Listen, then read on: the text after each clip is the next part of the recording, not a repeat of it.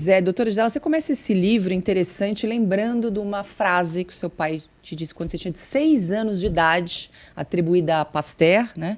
Que o envelhecimento começa no intestino. Exatamente. O que ele quis dizer com isso e como é que isso, de alguma forma, influenciou na sua trajetória, né? Porque, além de nutricionista, também é fisioterapeuta. Sou fitoterapeuta. Fitoterapeuta, perdão. Exato. Então, enveredou para essa área da saúde, né? Total. Porque, na verdade, nutrição é minha segunda carreira, né? Eu fiz as contas, né? Hoje, com a longevidade, eu falei assim, bom, com 45 eu entrando na faculdade, eu termino com 50, eu vou ter pelo menos mais uns 30 anos pela frente. Então, aos 80, serei uma nutricionista ainda atuante. Então, nutrição é minha segunda carreira, né? E foi muito interessante porque meu pai era uma pessoa de poucas palavras, então tudo que ele falava eu prestava super atenção. E ele falou exatamente isso. Ele estava assistindo televisão, porque onde meu pai ia, eu ia atrás, porque ele vivia viajando. Então, eu lembro, eu pequena, eu tenho essa cena gravada. Eu lá brincando do lado dele, assistindo televisão, e ele olhando alguma coisa na televisão que eu não sei o que era, e ele vira para mim e fala assim: Pasteur já dizia, o envelhecimento começa no intestino. Eu, 6 anos de idade. Passaram-se anos e eis que eu lembrei quando eu comecei a estudar o intestino. Só que aí eu lembrei que Pasteur, na verdade, ele usou uma frase de Hipócrates, 500 anos antes de Cristo, mais ou menos, onde realmente Hipócrates dizia que você tinha que fazer do seu alimento seu medicamento e que todas as doenças começavam no intestino. E outras coisas mais incríveis que ele falou. Então, realmente, foi daí que quando eu comecei a estudar nutrição funcional, porque eu primeiro fui para a área de nutrição, aí eu já estava ali com um pezinho na funcional, e o meu marido é cardiologista, da cardiogeriatria do Instituto do Coração, meu marido é médico há 48 anos. Então, quando eu comecei a trazer novidades nesse campo, ele olhava assim para mim e falava assim: Gisela, quando você encontrar uns 5 artigos em diferentes papers, a gente volta a conversar. E eu lembro que quando eu estava terminando a nutrição, ele falou assim: olha, não me vem com esses cursos, ele falava. Vai fazer alguma coisa, mas que tenha solidez. Aí eu fui para a saúde pública da USP e eu fiz uma especialização em saúde da mulher no climatério. Aí sabe aquela coisa de você entregar o diploma e falar, agora deixa eu fazer o que eu quero? E aí eu já tinha noção, porque a nutrição funcional, quando ela chegou no Brasil, ela tinha, assim, muitos cursos de atualização, e eu fazia todos. Então, eu realmente, na hora que me formei, eu sabia o que eu queria. Só que aí eu comecei a ir aonde? Na Fonte, no Instituto de Medicina Funcional nos Estados Unidos, onde eu faço a minha certificação. Então, é lá que você traz, assim, aquelas coisas, assim, aquelas pérolas que, de repente, você chega aqui como eu, em 2010, no livro Tudo Posso, mas nem tudo me convém, aonde eu digo, gente, o pior alimento que o ser humano pode pôr na boca é leite de qualquer animal. Nós fomos talhados somente para entender o leite da nossa mãe. E uma outra que eu, inclusive, elenquei... Leite e seus derivados ou leite? Não, leite e seus derivados. Porque, por exemplo, quando o leite talha, sobe aquele soro, né, que tem um dito cujo que tem aquele nome, né, soro protein, né, que leva aquele nome, que é feito da proteína que tem naquele soro que você não vê. Só que lá, Branca, tem uma proteína chamada, não é nem caseína, beta-lactoglobulina. Leite humano não tem. Como é que você vai pôr um treco desse no seu corpo e ele vai entender? Assim como a caseína, que é o grande problema, veja bem, uma mulher quando amamenta, durante toda a gestação, ela se prepara para, durante 6 meses, aleitar aquela criança que só vai mamar, não precisa nem de água, tá? Então, a mama dela, tudo dela é preparado para a amamentação. De um bebê que nasce com quanto? 3,5 kg, grosso modo, tá. Meninas, com quantos quilos nasce um bezerro? 60. Então, no leite materno, em 1 litro, você tem 18% dessa proteína chamada caseína. E ela tem frações, né? Mas vamos falar, grosso modo, caseína. 18% de 1 litro de leite materno é de caseína. No leite da vaca, por exemplo, mas qualquer bicho é a mesma coisa, só que proporcional, 82% é de caseína. Por quê? Para um bebê que nasceu com 60 quilos e dali a pouquinho vai chegar com meia tonelada.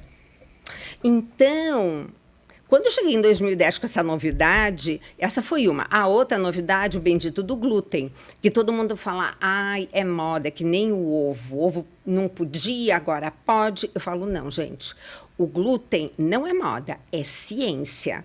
E eu acompanho de perto o professor Alessio fazendo, que foi quem descobriu coisas incríveis, do tipo que em 2013, quando eu estava em Dallas, ele recebeu o prêmio Linus Pauling daquele ano, como celebridade científica, pela descoberta. Mas o glúten para todo mundo?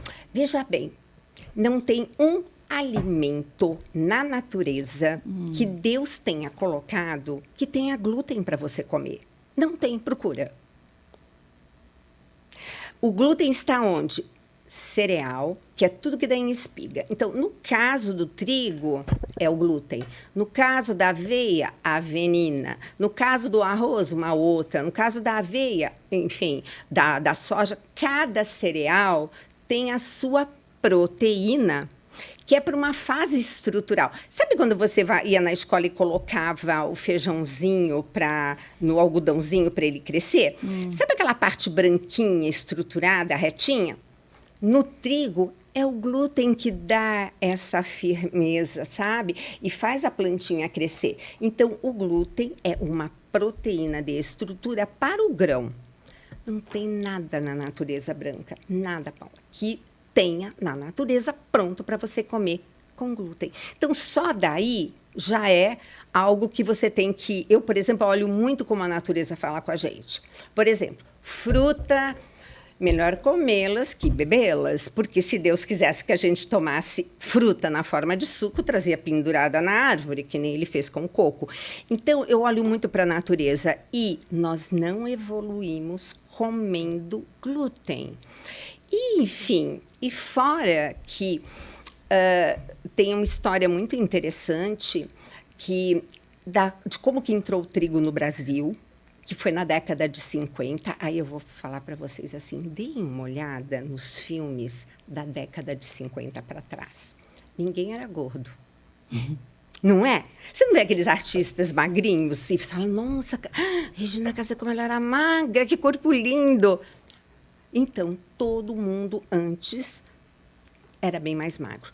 Aí entrou o trigo, numa situação que depois é muito interessante historicamente falando, e nós tivemos uma indústria de panificação que se incorporou, porque o trigo foi praticamente jogado aqui para a gente de graça, que sobrou lá nos Estados Unidos. No final, depois que você está com aquela indústria sólida, o que acontece? Puxa vida, será que não tem um jeito de fazer um trigo que tenha mais glúten? Porque o glúten não é só o que dá estrutura na semente que está crescendo.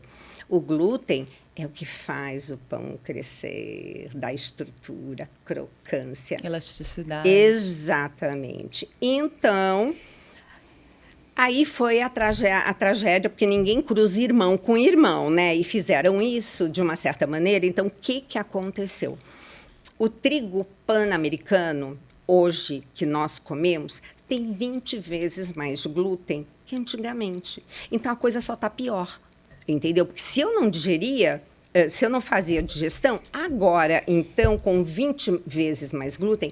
E, aliás, tem um documentário que é até feito pelos meus professores americanos, A Verdade sobre o Trigo. É Netflix, vocês assistam. A Verdade sobre o Trigo. Vocês vão ver uma médica, ela sentava atrás de mim lá na certificação, ela ficou 4 anos travada numa cama por causa de glúten e laticínios. Então, gente, por aí, em 2010, quando eu cheguei com essas informações, foi um pouco bombástico, tanto que depois do primeiro livro, eu tive que escrever um livro de receitas, porque todo mundo falava assim... doutora, a senhora falou tudo que não é para comer, porque eu pus assim como alimentos alergênicos, né? O leite, o glúten, a soja. Como é que o oriental come soja? Coagulada ou fermentada. Jamais do jeito que nós comemos aqui, porque é uma proteína de difícil digestão. Então, quando você coagula, né, ou fermenta, aquilo já vai previamente quebrado. Outra coisa, gente, light diet é veneno, graças a Deus. Agora a Organização Mundial da Saúde nos trouxe, né, essa informação fantástica, porque eu falava o tempo todo. Enfim, falei também muito de algumas coisas, como, por exemplo, pouco se fala, mas pessoas que têm enxaqueca, elas não devem comer a família Citrus. Então, essa família Citrus faz parte da minha lista de alergenos, né? Quem é a família Citrus? É aquela que, quando você corta no meio e você olha, ela é redondinha e tem um monte de gominhos. Laranja, limão, mexerica, polcã, laranja-lima, lima da peça, limão siciliano. Essa turma, para quem tem enxaqueca, então por isso que eu coloquei, porque muita gente tem e não sabe, tem que retirar. Retira primeiro, aí depois de 3 semanas tenta comer outra vez. Aí aí você confirma que não é do bem. Então, são essas coisas que eu coloquei, daí as pessoas vieram me perguntando, você falou o que nós não podemos comer. Açúcar tá também? Isso é tão óbvio que eu nem coloquei. Sabe. Mas olha Pronto, só, acabou, gente. Tô triste, tô mal. Estamos em depressão aqui. Pessoal, uma dica importante para você que sofre com dores crônicas no corpo, artrite, artrose, reumatismo, fibromialgia, inflamação ou desgaste nas articulações, não é normal conviver com essas dores. E hoje nós temos a doutora Marina Yazdi para dar uma breve explicação sobre o assunto. Doutora. Silvia, obrigada pelo convite, um prazer estar aqui. E, de fato, não é normal sentir dor, muito menos conviver com elas. Então, se você sente dor, é porque tem algo de errado e isso precisa ser tratado. Essa é uma queixa muito comum que eu recebo no meu consultório e é algo que eu sempre explico para os meus pacientes. Se você tem dor, é porque tem algo que você precisa melhorar. E a gente é um reflexo daquilo que a gente come. Um exemplo, os nossos músculos, eles precisam de proteína para eles serem saudáveis. Os músculos saudáveis, eles acabam sobrecarregando menos as articulações e por isso eu passo a ter menos dor. Então, antes de pensar em medicamento, a gente precisa mudar estilo de vida e precisa melhorar a alimentação.